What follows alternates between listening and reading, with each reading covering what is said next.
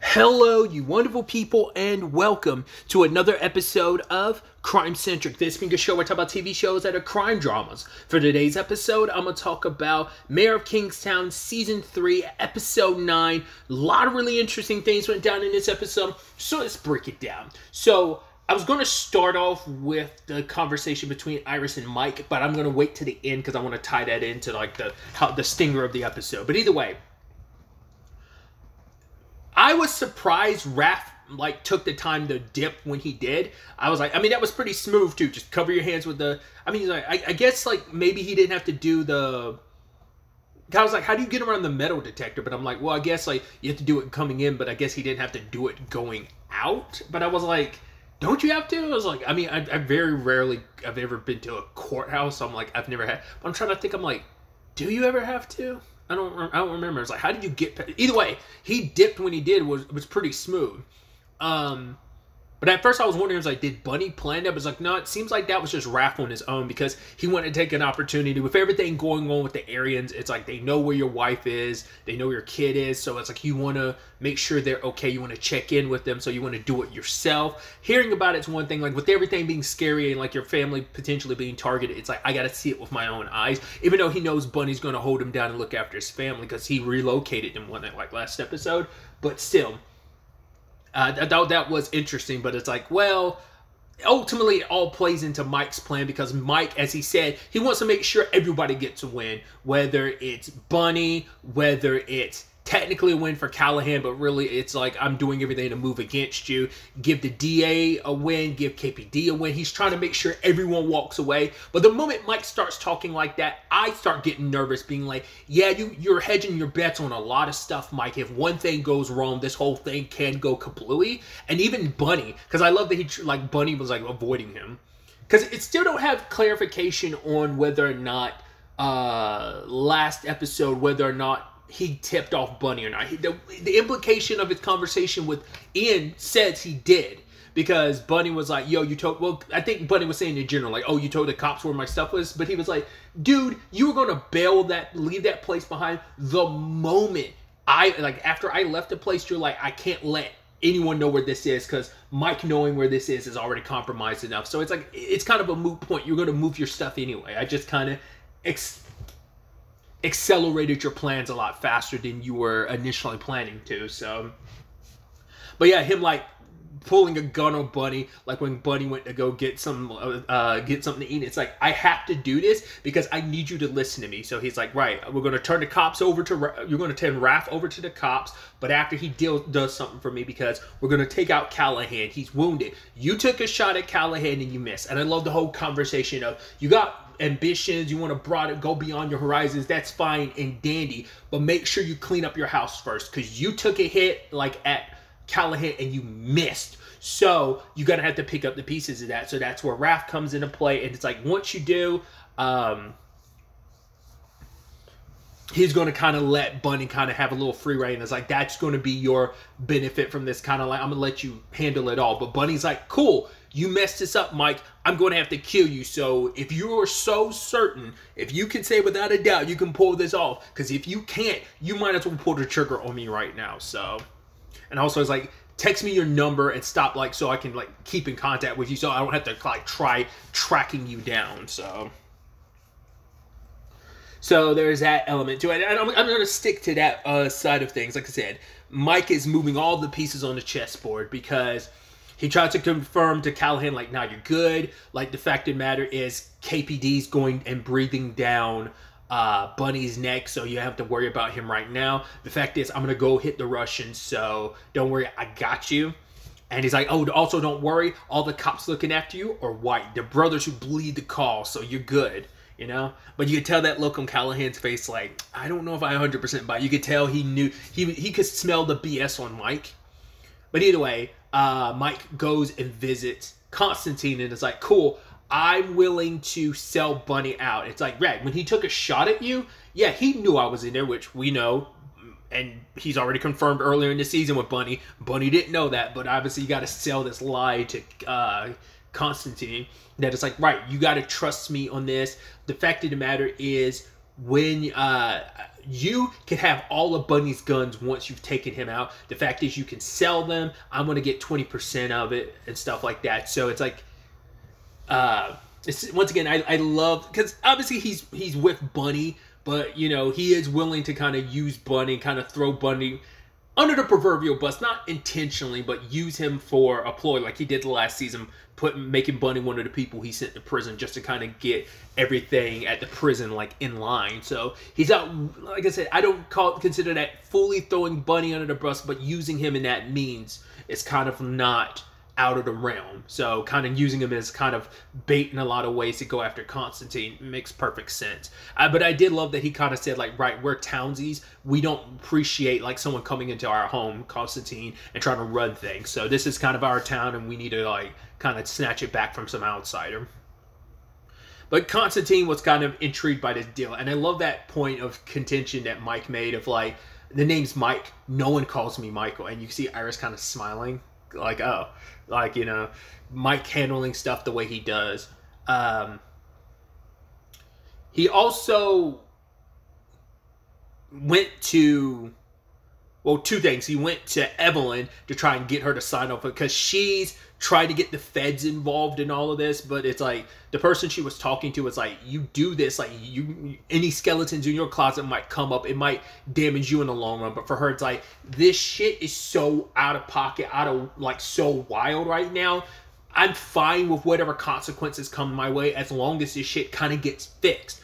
But, you know, Mike with his plans comes her way, so he's like, do not go down that route. I can, like, make this a big public win for KPD and for you, so it can all you have to do is kind of, you know, sign off on, like, you know, Raph, and also when the time comes, you know, it quiets down, makes his escape disappear off his record. So, I mean, he's already, you know, getting in trouble for, like, was that last episode or episode before last, when he was, like, defending himself against, like, you know, the Aryans. No, that wasn't last episode. That was like the episode before last or whatever. So specifically the guards that were like trying to get Raph, but they were able to shift it to May, like, oh my god, he attacked us, even though they were setting him up to make an inmate come after him. So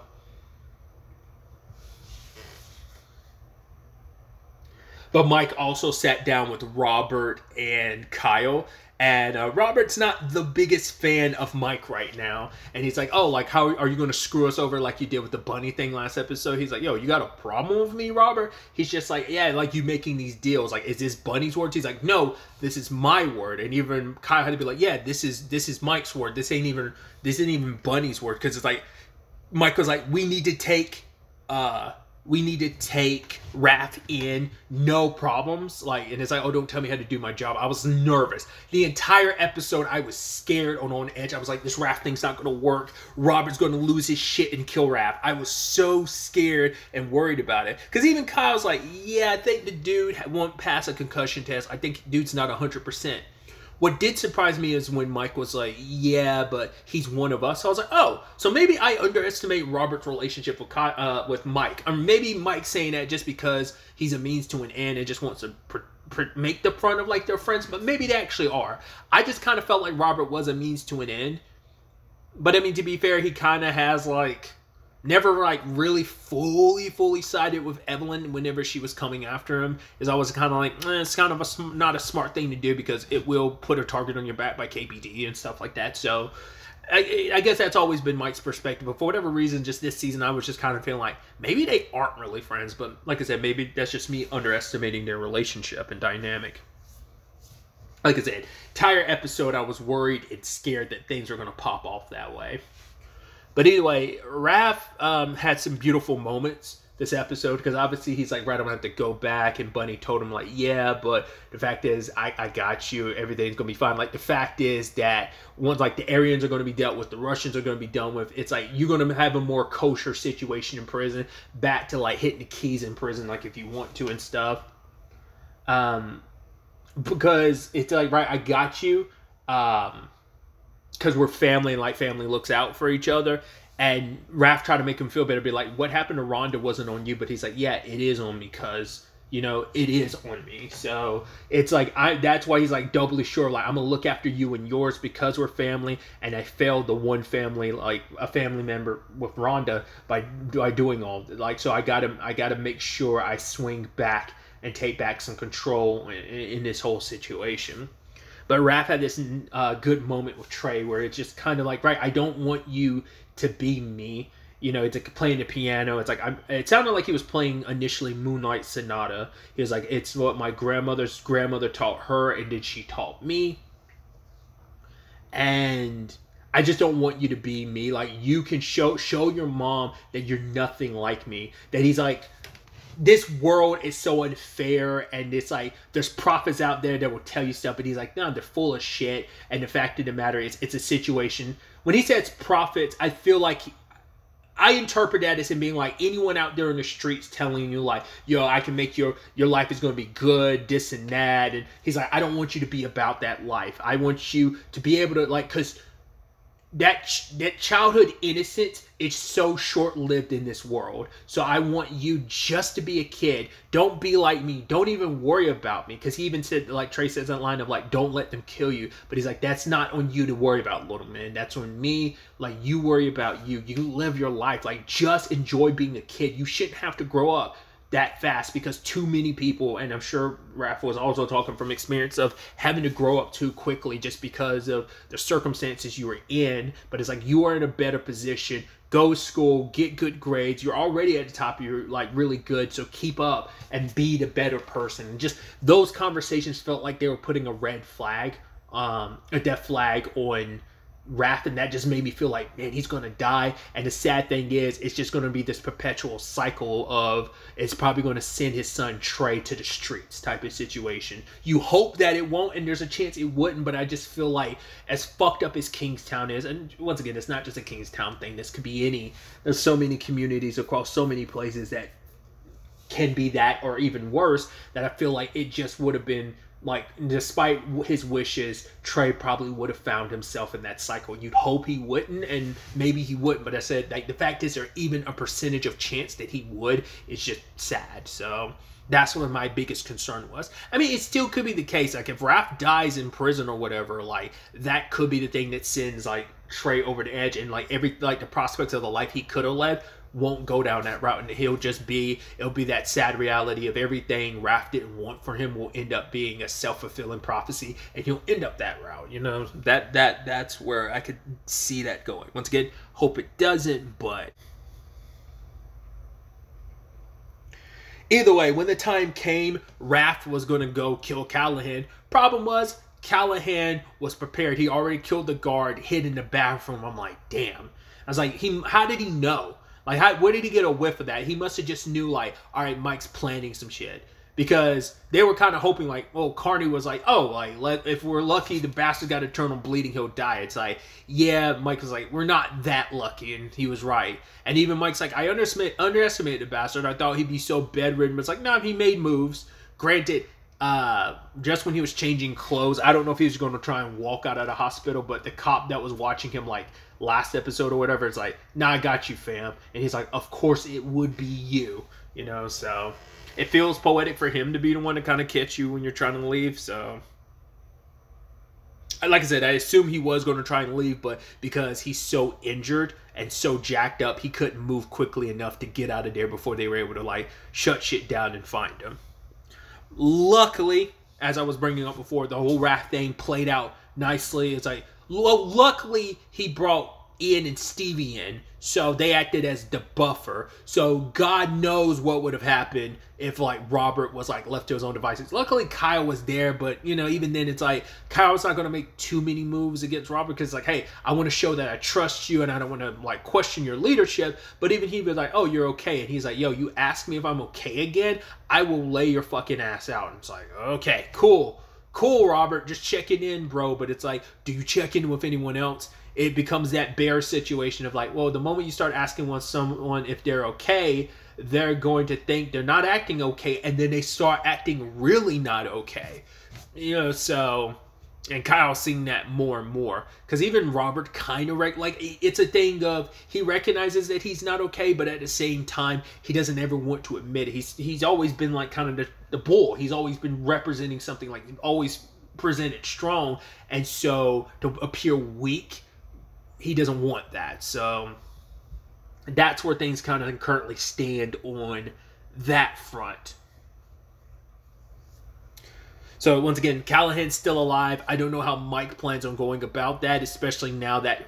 Well, because I think Raph was kind of saying, like, right, basically when he's back in prison, I'm going to be the one that kills him. So, now that once he gets out of the hospital, he'll be shipped back to the prison, and that's probably going to be when they strike. But I don't know if Mike's going to, like, present himself in front of Callahan after all this, because Callahan's going to know you try to make a move against him.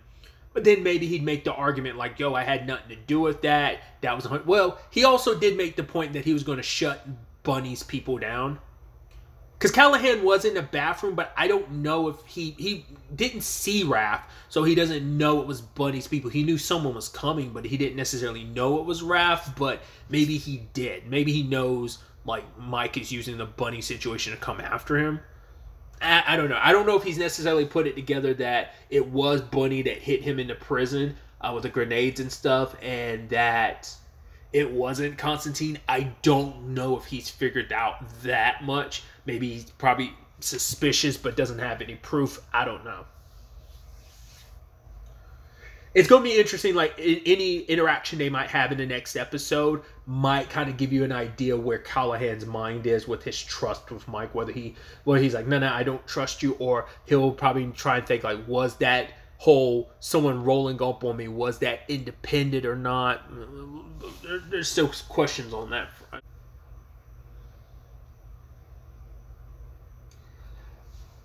Okay, so a few of the other plot threads we had in this episode. Let's do the Stevie and Ian situation, because they took Charlie out to go look for more body parts and stuff like that. Because I thought it was interesting, because I'm like, usually it's Ian alone with Charlie, and I was kind of thinking, like, is there going to be a problem with Stevie being there? But it seemed like Charlie liked Stevie, so I was like, okay, that's good. But it felt like, once again, I'm like getting a little nervous. I'm like, is he going to do something to Stevie?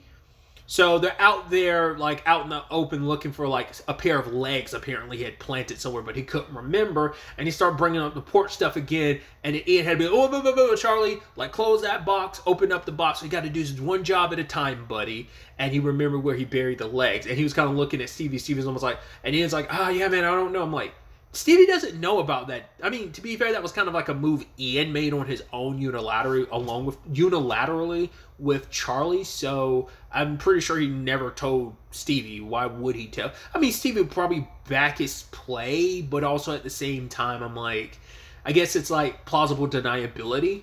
But yeah, that's always going to be an issue with the fact is that that Charlie knows. And he can blab at any moment. It's like, that's something you got to contend with. I mean, they were planting that seed like an episode or two back when Charlie kind of referenced that. Ian was like, whoa. Kind of forget about that, buddy, and took the drawing from him. But then, like, they were at the car and Ian was texting him. He's like, oh, yeah, I'm texting someone to feed my cat. I'm like, is that real? Because at first I was like, is Ian about to do something super sus? Because my immediate thought was, is he going to try and, like, is he texting Stevie to be like, yo, I'm about to pull some shit. I need you to cover for me because I need to take him out and make it look like what it is later on. But it doesn't seem like that's the case. Maybe he was legitimately texting someone about, like, taking care of his cat. But then, like, Charlie, because we've never seen Charlie, like, so lucid where he was just, like, he references a guy on the porch, even, like, his whole demeanor and how he talks changes, and he kind of smiles sinisterly, and you're like, was that in Ian's head, or did Charlie, like, have that moment? Like, maybe Charlie's brain is a little messed up, but in that moment, he had some lucidity. But the moment, like, Ian just, like, stared at him, pulled his strap, and shot him, he's like, why'd you do that, Ian? Why'd you shoot me? He kind of reverted back to himself, or I'm like, we've never seen Charlie have, I'm trying to remember, was he like that when he killed Home Dude last season for Ian? But maybe, I don't know. Because, like, that was just kind of weird. I was like, why did he do that? Why did, like that's why I was, like, almost thinking that was all in Ian's head. Like, Ian unloaded on him and everything. You kind of felt, I mean, that's the effed up thing because you're like, well, Charlie is a I don't know what else he did to his victims. I mean, definitely a murderer, but I don't know if he, like, sexually assaulted anyone. Dismembering bodies, like, motherfucker was a psychopath and stuff, so... But it's like, because, like, he was already unhinged, but he also saw a softer side of him. But it's also that thing of, yeah, his brain might have been messed up, but it doesn't erase the monster that he was, because that's why you always had to walk on eggshells when it came to Charlie, because he could fly off the handle. He was a monster. So you're kind of like, huh. I mean, it doesn't justify it. The fact is, Ian, with no proper justification, just blasted him like nothing, and he kind of be like, oh my god, he came at me. So I'm like, well, I don't know what that means for Ian. I'm sure Ian's going to be fine.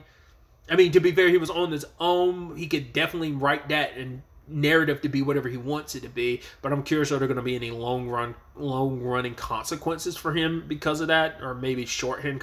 I don't know. I'm curious to see what becomes of that situation. It might be just such a minor bump in his story. Maybe not. Other than that storyline this episode, we also got the Tracy situation. Mike comes and visits Tracy and tells her, like, yo, he transferred. And Tracy said the lines of, okay, thank you for doing that for her. But Mike was like, I didn't do it for her. So now kind of, I guess at the time, like, I kept being like, I don't think he did anything to, other than threaten her and put his hands on her. Once again, not okay. But I don't think he ever did anything to Tracy. I mean, him doing what he did might have been enough for Mike to be like, no, I'm going to beat the shit out of you regardless. But like I said, it's open-ended enough like he did something to Tracy. But maybe he did and we're just not aware. But I don't think he did. I think what he did on screen is all that really happened. But I think that's also why Tracy did it. Because she knew, like, Mike wouldn't do it for some other person. But because it's me, he's going to go above and beyond. So, but even then, it doesn't make her feel easy. Because even she's like, yeah, but there's other people at, you know, the prison that, like, assaulted the prisoners. But for Mike, it's like, yeah, but by making an example of William, the rest of those motherfuckers will fall in line and they'll think twice about it. So that's his justification for it. And Tracy kind of leaves it at that, but you can tell the whole thing has kind of got her shaken. Even asking Mike to kind of take care of it and do something, I think, kind of weighed on her conscience. So she gets brought in by the warden, and they had this interesting conversation where the warden was like, basically, your mother-in-law would make all these points. She would do this, she would do that, kind of pray and speak in tongue, but at the end of the day, she would go home. You, on the other hand, when you bring up a stink, when you cause a whole thing, ordeal, the fact of the matter is, you have to go back to your shift. So it's kind of a different thing of, she can raise up a stink, all that stuff like that. She goes home. You have to come back here and do a shift anyway. So it's kind of like, you're in a lot more danger than your mother-in-law would be. Like, when she kicked the hornet's nest, it wasn't as much of an issue as when you kicked a hornet's nest. So kind of watch your back.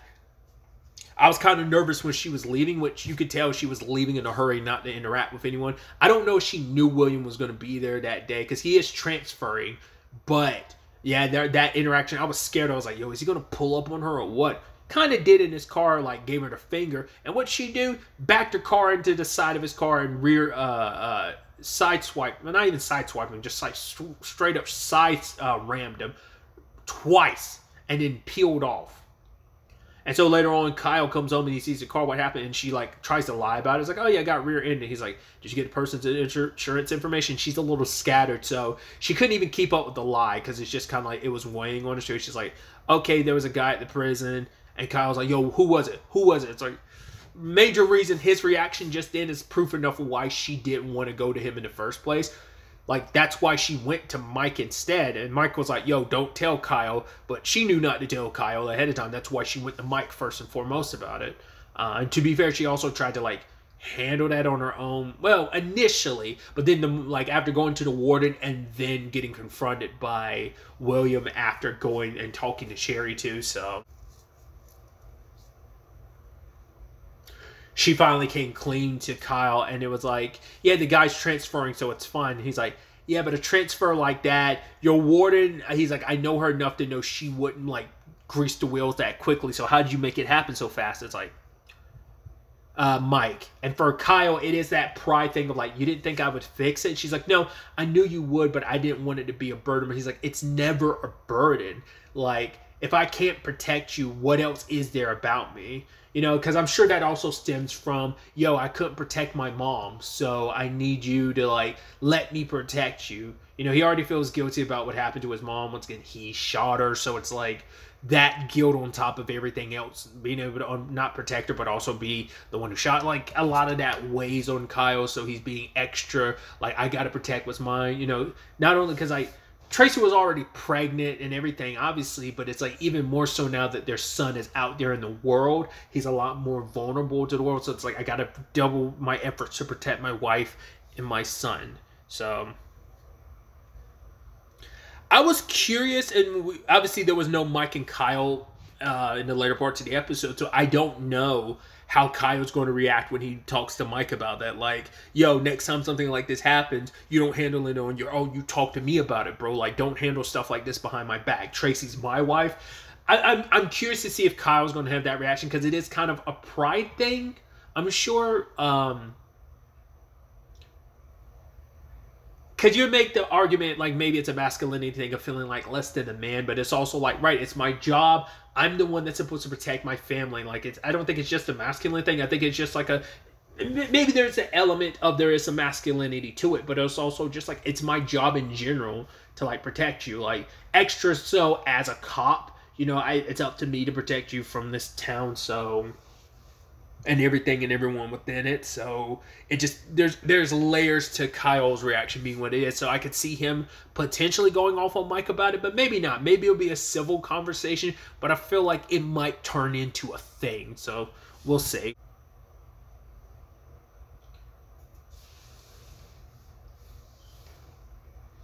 The other story beat we had was circling back to, like, the beginning of the episode and the end of the episode, kind of tying this in with, like, the Constantine and Iris and Mike of it all, where Iris goes to Mike, and she did take what Roman said last episode serious of. She was trying not to react to it, but, yo, Constantine believes that Milo's alive. That's why Tatiana got killed, because she warned him. But Mike's like, come on, you know, you were there, the boat blew up, that doesn't make sense. It's like, right, Constantine's a junkie, and you're kind of not in your right mind either, and he's trying to ease her mind. So it actually ended up being interesting. Like, Rebecca was dropping her off later on, and there was this conversation, because we know nothing about Rebecca. Like, at least I don't ever remember anything coming up about Rebecca in the previous 2 seasons. She's like, what Mike is trying to do for you, Mitch did for me, and I took his help, you know. And so it's like her thing to Iris is, do not try and save you. You want to basically give back to Mike. That's fine and dandy. Don't try and save Mike. Save yourself. You want to give back to him. You want to, like, make things good. Then by making sure you're okay, don't try and save Mike.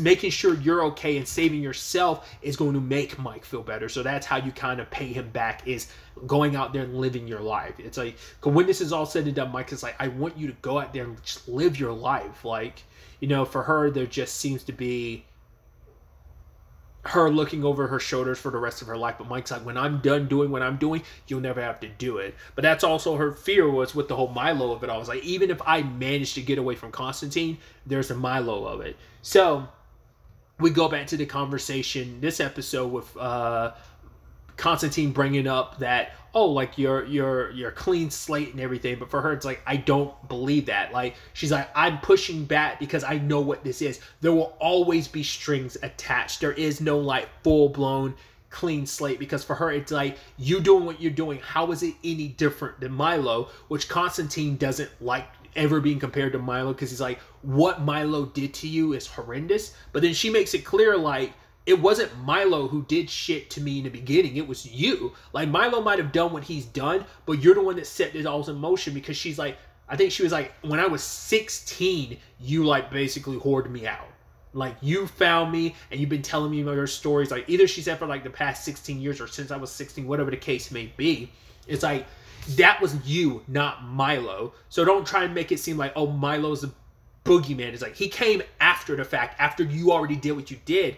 And that's a point that our boy Milo reiterates at the end of the episode. He's like, oh, he wants to put that on me. It's like, yo, he'd already kind of done the damage he had done to Iris long before I got involved. So that surprised me. Like, once again, I knew Milo was out there, he's still alive, but I wasn't expecting him to pop up right here at the end of the season too. But then that itself got me questioning, because it never even crossed my mind, knowing he's still out there. It never crossed my mind till this episode, knowing like, oh, he's back and everything. I was like, wait, because I was like, we never found out who was responsible for the Russian girls on the bus getting killed. You're like, at the time, it's like, was it Bunny? But Bunny seems pretty adamant about it not being him. So, and then I said, my thought at the time was like, was it Constantine? But he seems somewhat genuine with his surprise about like who could have done it. But also at the same time, you can't trust anything that comes out Constantine's mouth. But now with the Milo's return, I'm like, was it fucking Milo who did it? Was that just him to kind of fuck with Constantine? I mean, he just happens to pop up. I mean, that was a couple episodes ago. Now he's popping up. Because that's the thing, like, why pop up now? Like, it can't just be for Tatiana, because Tatiana was trying to get in contact with you. Either you just... My thought at the time was, and this also led to me believe, like, oh, he would never pop up again, or at least not this season, was the fact is that Milo... She couldn't get in contact with Milo, and I don't think we knew at the time how long, but it seemed like she was desperate to get in contact with him. So I thought now that Milo was in the clear, he kind of basically like left Tatiana, like left her, you know, up, you know, without really saying anything, just disappeared. But maybe he just like didn't have an opportunity to contact her before she got popped by Constantine. So maybe there's validity, but it's like she's been dead for a while, but hey, Milo could have been slow playing this. I mean, it could be a culmination of a lot. Like, he knew, like, his death would bring Constantine to town, and he was looking for this opportunity. But why wait till the end of the season to strike? Because Constantine's been in Kingstown for a while. So, I wonder what made him decide to strike now. Because he was able to set this all up because Roman was, you know, the one that Constantine had put forth all this stuff for Iris's new life. So maybe the moment he did that, because he showed up knowing exactly, because he was like, oh, your attempt to get Iris a new life basically like brought her back into my eye line. So it must be a situation of the moment he heard like whispers coming about them putting feelers out there to try and get a new identity for Iris. He must have had everyone on lock of like, okay, so Constantine's back in Kingstown. He's going to try and offer Iris this. So I need to keep an eye out for anything that might be used for a new identity for Iris. I don't know. Maybe next episode we'll get some clarity on some of this Milo shit. Because I'm so nervous and scared to see where this goes, considering like Mike's got all his plans and stuff and not everything went according to plan, but he thinks he's going to be able to take out Constantine. But like Milo's here. He even kept Roman alive because like, I need you. So that might be a means of luring both Constantine and Iris into a trap. So this is going to be like a double fold because Iris means a lot to both Mike and Constantine. So like I said, I've been nervous for a while. Like, yo, they've been putting these death flags on Iris too. I'm like, please don't let her die because that's going to be so fucking tragic. But it feels like she will, with like, especially with Milo back. My concern was like Constantine was going to find out about her and Mike, and then, I mean, granted, Milo could still use Roman to be the one that kind of reveals the connection between Iris and Mike and make it so that Constantine's the one who does it. Maybe the tragedy of it all is Constantine kills Iris, Mike kills Constantine, and then Milo disappears afterwards. Or maybe he gets killed and just that's his final revenge. I mean, Mike also owes Milo too, not just for the Iris stuff, but that could be a thing. Plus there's a whole he never did get clarity. Once again, someone has to remind me. He never did get clarity on who set off those bombs at his mom's funeral. Because at the time, it was kind of like, maybe it was the Aryans, and he had said, I mean, maybe it was. Maybe that was Callahan. I can't remember if that was. Correct me in the comments down below. I think it was, but I still felt like we walked away not having clarity on that. So I'm like, now I'm like, every other thing that we don't know for a fact, I'm like, was that Milo? Like, has he been fucking with Mike since the beginning of the season? I have no idea where this is all going to go. this show's depressing, so it's not going to have a happy ending, but I'm so curious to see where the season finale takes us with all of this. There's so much. Oh my god, I also forgot about the cream of it all. Jeez, I knew there was something else I felt like I was forgetting. He was talking to a guy who, that actor, I was like, hey, it's funny, the character's name is Ken. He plays the character of Ben on Walker, so I was like, oh, that's interesting. I was like watching or listening to something today that was referencing Walker too, so I was like, oh, that's funny. But yeah, Ken basically is saying like, yeah, with everything that's going down, Kareem, you need to resign because optically it looked better for you to resign, being like, oh, because of mental health, everything you've been through, the riots, yada yada yada. It's better than us firing you because from a perspective of like, oh, we're kind of firing you to kind of cover our tracks. If you resign, it puts a little onus on you, but it also seems like, well, you can't really blame the guy considering everything he's going through. But he did bring up some good points of, how you going to blame me for shit I can't control? That was literally someone on the outside sniping and someone also tossing grenades on the inside. But Kim does bring up a good point. It's like, how did a person know that Callahan was out there? And it's like, okay, I'm investigating it. But it's like, yeah, but up until now, you had never really even thought about that or even considered that, Kareem. So that in itself shows some fault on your part. It's just like you've been slipping. It's like, right, like he's also been the one that made the point earlier on in the season to Mike of what's happening inside the prison and outside isn't connected, even though it is. And Mike was trying to hammer that point home, and that's kind of got hammered home to you reluctantly. But yeah. Basically, it's like you're going to have to resign in 2 weeks. If you don't, we're going to fire you. So, also, like there's 49 other states. You can work at a different prison and work your way up. But for him, it's like my benefits, my insurance, all of that, like health insurance and stuff like that. I would basically have to spend the next 20 years working back up to get what I already have. It's like, why should I have to work so hard again to get what I already have? Like, I shouldn't have to like work double hard just to get back to what I'd already earned. And for him, it's just like, it's not, for him, it's unfair. I'm not going to quit. I shouldn't be fired. I shouldn't be penalized for something that isn't my fault. It's like, obviously, once again, Kareem just hasn't been the same since everything. Understandably, no one would be. But it's also like this job is all that he kind of has. And he's like, I've already sacrificed so much. Like, I nearly gave up everything for this job. And you're going to just like strip that away from me. And Ken's like, right, I'm going to give you time to collect yourself. And just kind of like leaves afterwards. But like the last thing out of Kareem's mouth, and it's after Ken had already left, he was like, what about my family? I don't know. I feel like that's kind of interesting that's the last thing you say, and you say it so soft-spokenly after Ken leaves. Like, it kind of feels like, well, there's layers to him to that fact. Like, oh, you said it, you didn't yell that. That wasn't one of the first things out of your mouth. It was mainly, but if it's like, the argument could be like, oh, everything he mentioned was in connection and correlation to being able to look after his family. So that was just kind of interesting. So it's going to be interesting to see where Kareem's at the end of it. It's like I said, where all of this is going to take us in a season finale is going to be really, really interesting. But really, that's all I wanted to talk about. Till the next time we meet, be happy, be safe, live life to the fullest, and enjoy it. Good day and goodbye.